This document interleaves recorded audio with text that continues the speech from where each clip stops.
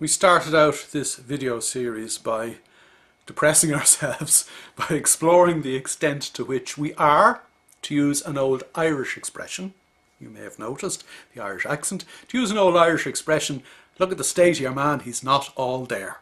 Yes, we are normally not all there. We're not all here. We're missing in action. What we have explored is that in our ordinary normal state of mind, we are operating on autopilot, oblivious to what is actually going on, and in the absence of understanding what's going on, making it up as we go along, creating our own version of reality and reacting accordingly.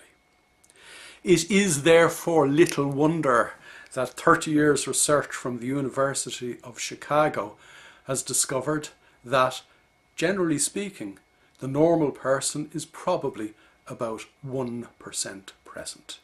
The other 99% of our attention is off listening to the 70,000 thoughts in our subconscious mind that keep coming up to bite us and have been biting us every day, day in, day out since we were 3 years old.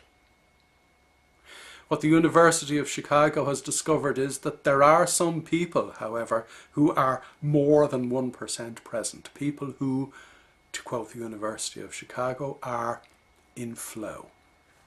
There's a wonderful piece of research in the flow research that comes from the University of Milan in relation to people farming in the Aosta Valley, just the other side of Mont Blanc from where I'm sitting here. It was discovered that these people who have a relatively simple life, they take their sheep and their cattle up the pastures at one point in the day or season and back down later on. These people are in flow most of the time. They are simply doing what they are doing to achieve what they want to achieve, which is the simple life that they have. It provides us with an insight in relation to how we can apply flow to the more complex lives that most people lead. Now, I finished that last sentence with the word lead. And mindfulness and purposeful focus is one of the key things that I discuss with my clients in relation to leadership or proper leadership. You may be leading a team of people. You may be leading a large business. You may be leading a diverse number of people. But even if you're leading nobody, you get out in the bed in the morning, I assume, with the intention of leading your own life. We are not in a position to lead ourselves or others if we're only 1% present. If we are more than 1% present, if we are fully focused, if we're purposefully focused in the here and now, not only are we better placed to lead our own lives, we will make an impression on those around us and lead them ever forward too. If you think about it for a moment in a slightly different way, we tend to think of people who are great leaders as people who have some form of charisma, or if I could use one of my favourite words, people who have presence. People who have presence are attractive to others. They will enable other people come out of themselves, and the leadership potential of somebody with presence will raise everybody else's game around them. I want to explore the word presence for a moment, because effectively all that word means is that the person with presence is more present than everyone else. In other words, they have turned up to a greater extent than normal people to their own life. They are more focused in the here and now. And this is the essence of mindfulness. When we are present, we are actively engaged in the reality of the here and now. That means we know what's going on.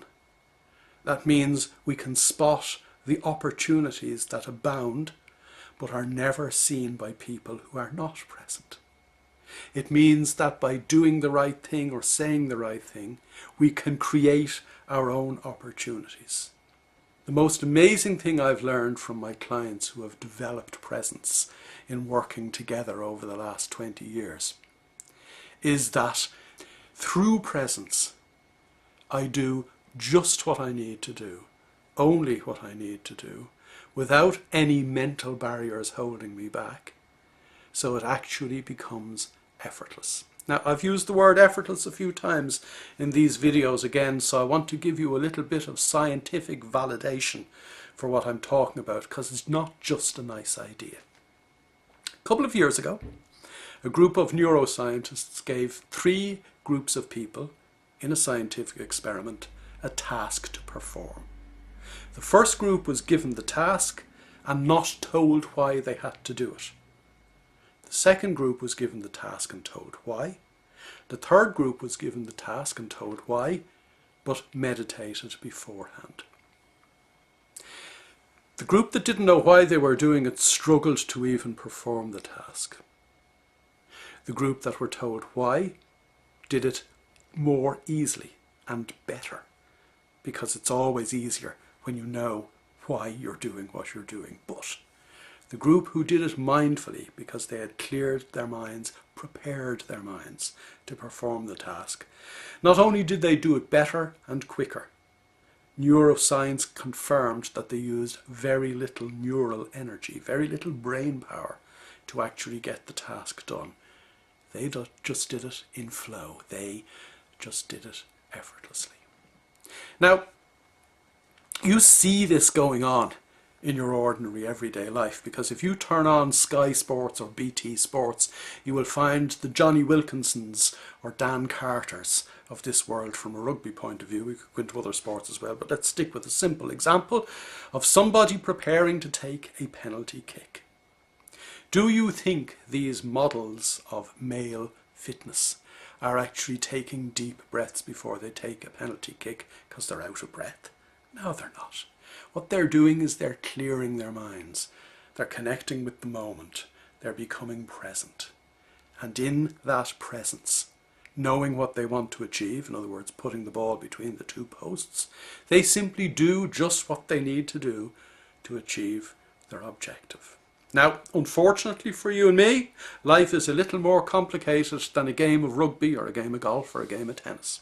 So what we need to do is constantly cultivate our ability to be present by deliberately starting each day with a few minutes of clearing our mind, developing our presence, coming into contact with the reality of the here and now, and through that presence being able not only to lead our own lives, but lead those around us, lead the businesses that we're running to achieve great things rather than the mediocrity that passes for success as a result of normal crazy people doing normal crazy things. Onwards and upwards, we've more to talk about, because now we need to move on to talking about how we set our goals in the best possible way so that we have purpose and focus locked in together.